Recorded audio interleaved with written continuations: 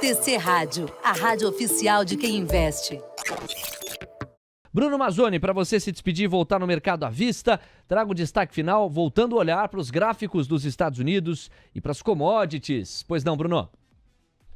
Vamos lá, Léo. Começo com o motorista aqui de todos os ativos de risco global, que é o DXY, pessoal. Então, para quem foi paciente semana passada, conseguiu vender um pouquinho do nosso dólar aqui no finalzinho das contas, né, pós-payroll, né, deu essa oportunidade. E agora, nessa semana aqui, o principal dado fica para o final, né, fica para o CPI. Quinta-feira, gringa, sexta-feira, Brasil, tá, são os dias mais importantes, onde a gente exclui um pouquinho do cenário corporativo e volta para o macro. Como o DXY se movimenta mais com o macro, pessoal, para você tentar gerar algum insight técnico, 102.740, 102.863 são os nossos pontos de resistência. Então, as melhores vendas no dolinha vão acontecer até quinta-feira, caso o DXY volte à região laranja, por exemplo. Tá? E eu só estoparia ali as minhas vendas a partir aqui do 101.321, 101.71, 100.828. Tá? Essa é a volatilidade que eu aguardo. Daqui até quinta-feira, se você quiser ter algum envolvimento macro para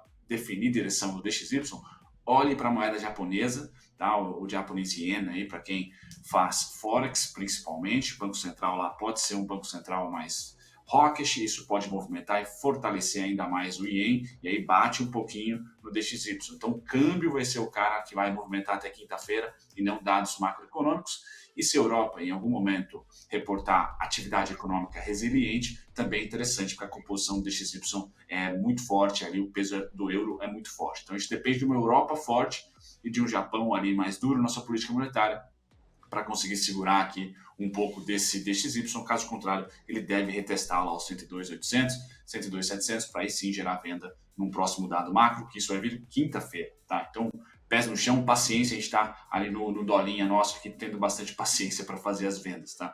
Já na curva de juros americana, pessoal, rompendo máxima histórica, o que forçaria o S&P a estar rompendo mínima de 2022, e não é o caso, né? O S&P está próximo das máximas. Então, bolsa mais complicada do que o S&P hoje, na minha opinião, não existe. Bem perigoso o S&P, a gente já chega lá. Uma última foto antes do S&P, pessoal, na parte superior aí, cruzeirense, gremista, tá? A curva de juros, o yield de 10 anos que eu acabei de mostrar nos Estados Unidos, rompendo máximas históricas, próximas de máximas históricas, e abaixo, bem brasileira, está a nossa, o yield de 10 anos Brasil, tá? Rompendo mínimo, tá? Descendo bastante. Então, movimentos diferentes. Nós podemos ter em agosto ou setembro, tá? Menos Ibovespa e mais small caps, por exemplo, num cenário que a curva de juros continua a ceder. Então, só para deixar as duas fotografias para vocês, pessoal. A gente vai perdendo o carry trade enquanto os Estados Unidos vem subindo ali, se aproximando de juro real e não mais juro neutro. Isso tem várias implicações em renda fixa, renda variável, stock picking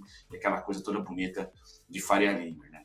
Olhando para o S&P, pessoal, a região vermelha é uma resistência de mês, tá? Estamos lá, não temos mais grandes cenários corporativos para se acompanhar, então eu não vou falar para vocês que meu suporte subiu. Não, continua sendo 4.456,75 técnico, tá certo? Se vier um CPI forte, que vai contrastar com o payroll já desacelerando, péssimo. É o pior dos mundos, não é mais soft landing que vai ser falado, e sim estagflação. Então vamos olhar para o gringo falando estagflação nesse mês de agosto. Pessoal, pode sim ser o mês do desgosto devido a esse movimento. Atividade arrefecendo e inflação não. Tá? A inflação até surpreendendo para cima. Isso é bem perigoso, isso vai fazer um enxugamento bem grande aqui do S&P. Por hora, o único suporte 4.456. De novo, bolsa mega perigosa, aí, porque a correlação com juros está toda perdida ali. Então não está fácil alocar recurso no S&P, o que até deve favorecer aí os recursos para os emergentes. Minério de ferro, pessoal, a sazonalidade ainda não é interessante, então ele está simplesmente caranguejando nos nossos pontos aqui, mas está próximo do suporte. Tá? Então toda aquela simetria de, vamos diminuir os aportes no setor, agora já está meio que elas por elas, começa a chegar em um suporte técnico, só falta o timing, né, que está mais ali para setembro.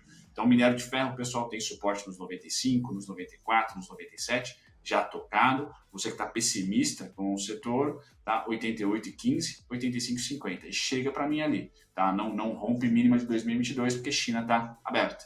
Tá? Então, nesse momento, ainda não é o melhor dos mundos para o minério de ferro, mas eu já começo, se eu sou um holder do setor, a pelo menos aportar mensalmente, não com a intensidade total, mas aumento um pouquinho, tá, dos meus aportes, não fico fora do setor, como ficaria, por exemplo, em julho. Tá? Julho foi um mês que não tinha, para mim, não faria sentido aportar no setor. Passado no minério de ferro, então, em queda, mas estabilizando, suavizando essa queda logo, essa é a minha perspectiva. A gente vem para o petróleo, pela primeira vez eu coloco para vocês aqui o gráfico diário do petróleo.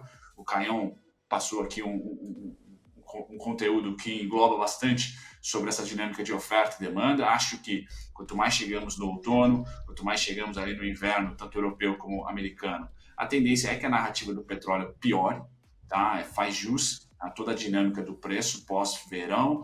Putin pode começar a entrar nos holofotes e corte de produção também pode começar a entrar nos holofotes, como já está. Tá? Então o petróleo vai ser difícil de ser vendido, pessoal, mas eu não estou construtivo, tá? Principalmente com a atividade econômica definhando. Então eu tenho 86,41, 87,44 e 88,94 como máximas, inclusive 88,94 é o limite para a Petrobras não virar um pepino. Tá? Porque eu acho que ali a política de preço da Petrobras vai ser muito contestada e a Abicom vai mostrar aqueles gráficos lá de 30% de defasagem, aquela coisa toda.